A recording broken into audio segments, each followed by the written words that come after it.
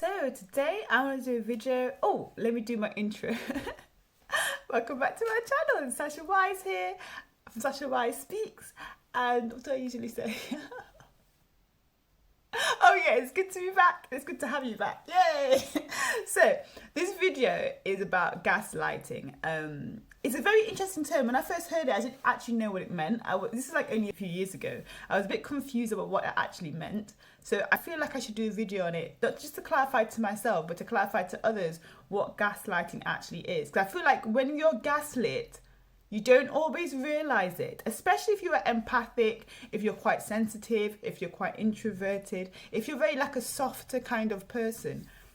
You're gaslit and you think, oh, it must be my fault. Oh, I must have got it wrong. Oh, maybe I misheard. Maybe I didn't understand. Oh. And you go through this process in your head and you overthink things and you blame yourself. And it's not your fault a lot of the time. And so if you have the understanding and the knowledge of what gaslighting is, when it's happening, you can be able to see through it and even point it out and be like, mates, you're gaslighting me, you know? And not, you have to say it horribly, you have to say it aggressively. You can just be like, I can see what's happening right now. And right now you're trying to make me question myself and you're trying to make me not believe in my own reality, you know? And so you can pull them up. And I say them, often it's a narcissistic thing to do, but other people with mental health disorders also do it. And people who maybe, I don't know, I need to look into it more. Who gaslights? I know narcissism is a big one. So anyway, so for example, one example of gaslighting is, so the first one is like countering. So this is a good example of this is I saw the movie called Gaslight from 1944, and there's a 1940 version which I haven't seen yet, so I want to watch that as well. But it was really good. The 1944 version was really, really good. Black and white movie, really old movie, really good. But this is where the term gaslight actually comes from, and it's basically this woman where she marries this man, she's all in love, she marries this man, and he tries to make her think that she's mentally ill by doing certain things around the house, by changing the gas light, because in the olden days you have to do it manually, and it would happen and no one in the house was doing it, and she was thinking it's all in her head. He would like move things around the house and then blame her for it and say, where is it? He would find a thing in her handbag because he planted it in there. So he was making her to be crazy, but she wasn't. He was just trying to control and manipulate her. So when somebody is countering you, they can almost be like, oh, you've got such a bad memory. Like, are you sure that you did this? It's like they're opposing you and saying, no, like you always forget things, you know, so maybe you think that's what happened, but maybe that's not really what happened, you know. So they're countering who you are. They're countering, you know, you as a person. So that's the first sign of gaslighting.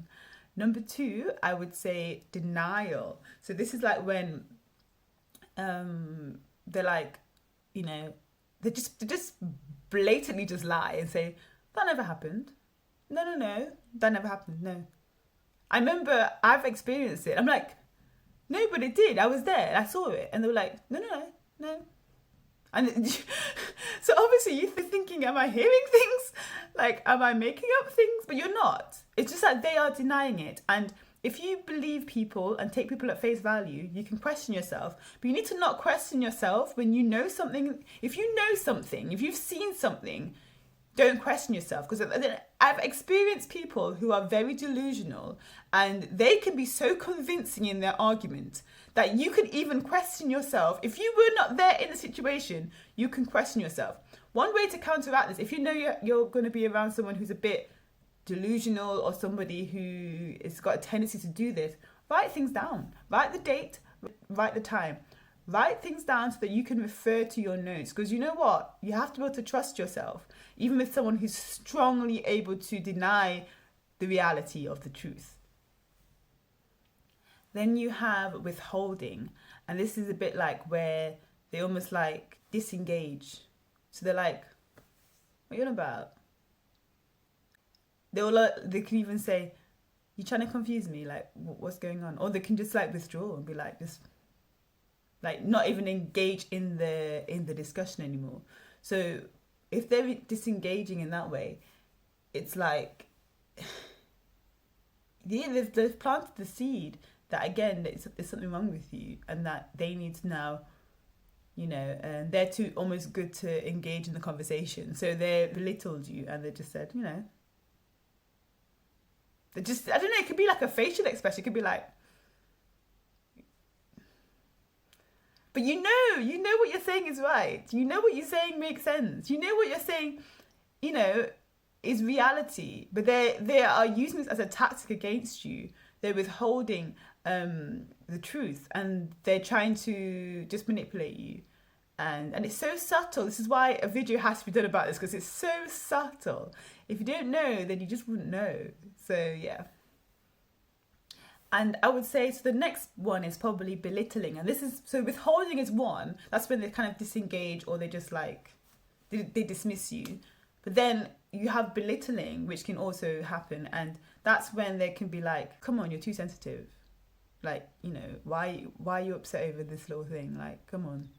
Like, you have no reason to be upset, so I don't understand why you're upset. They kind of like, so they make you feel that you having normal emotions is not okay, and actually it's always okay for you to have emotions. For you to feel your own emotions is always okay. The way you express them is the question. You shouldn't express them awfully, you have to maybe be tasteful in how you express your emotions, or the timing that you express them. But the fact you have emotions, you are allowed to have emotions, and you are allowed to express these emotions, and no one should make you feel any way for having certain emotions, whether it be anger, whether it be jealousy, whether it be annoyance, whether it be irritation. Because there's a reason why you're feeling like this. There's actually a reason why. So, they shouldn't make you feel any way about it, So another one is called diverting. And this is like kind of like a lawyer speak, I would say. So they will question the credibility of the source. They will change the focus. They'll be like, okay, so that's just another crazy idea you got from your mate.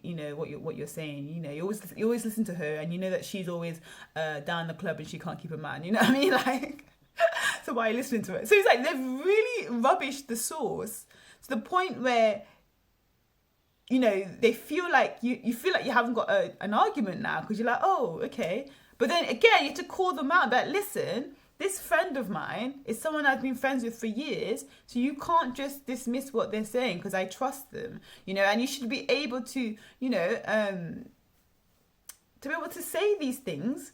Like, if someone told you something, you should be able to say it and it not be an issue. They should be able to listen to you. So when people are starting to twist your words, or twist other people's words, or twist someone else's situation, then that's called diverting, and you need to be like very clear and strong and say, no, mate, no. It doesn't matter where the source comes from. It matters that I am believing the source. That's what really matters. So another one that can be a bit more sinister is when somebody stereotypes. So they can be like, oh, you're just another angry black woman, let's say. So they've stereotyped you on two regards, being a woman and being black. Or you're just too emotional. You're a woman, you're too emotional. Stop being so emotional. Like, so this kind of stuff.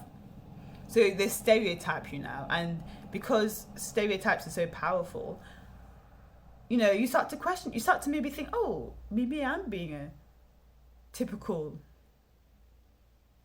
colour of your skin person, and you start to, but it's just manipulation. You have to just see through it all. All of these things I've mentioned are all just manipulation, and it doesn't taste right in your mouth. It doesn't taste, it's not good. If you're around people who do these kinds of tactics, they're obviously very intelligent people, but they're not the kind of people you want around you in your life, because they're just going to make you feel like crap, and they're going to make you just question your own reality, and you're going to be able to you'll be in this position where you won't even know how to make a decision, because you're questioning yourself so much that you're like, oh, can I even trust myself anymore? And again, you don't want to be around someone that brings you down in that way. You deserve to be put up and be lifted up daily, to be your best version of yourself. So if someone's not doing that in your life, please, again, watch the boundaries video that I've made. Put up those boundaries high, put them up high, you know. You can love them from afar, you can pray for them from afar. You don't have to be in their space. You don't have to be around them or, you know, chatting to them all the time if they don't know how to chat to you respectfully.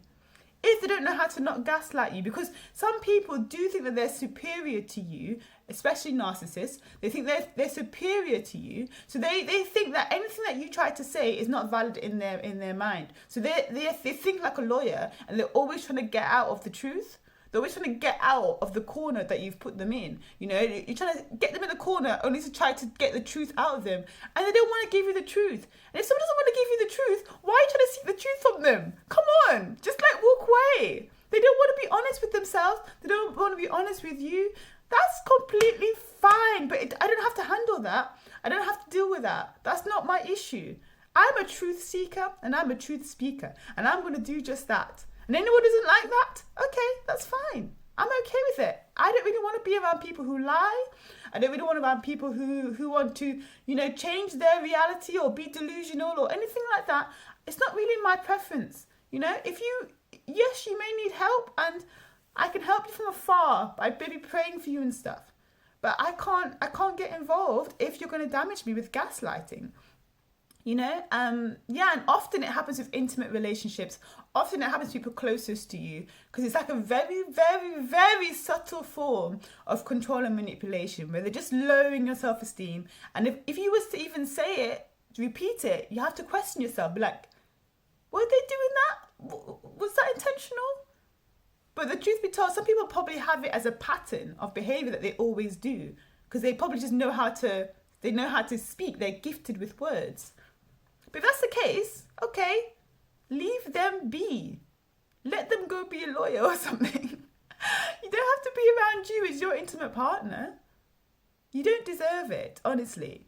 So if anyone makes you question your own reality, if anyone makes you feel bad about yourself, if anyone makes you, you know, feel like you're not good enough, just leave them alone.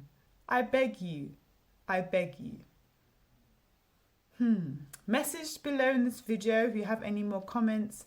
Message below in this video if this has happened to you, any of these different points.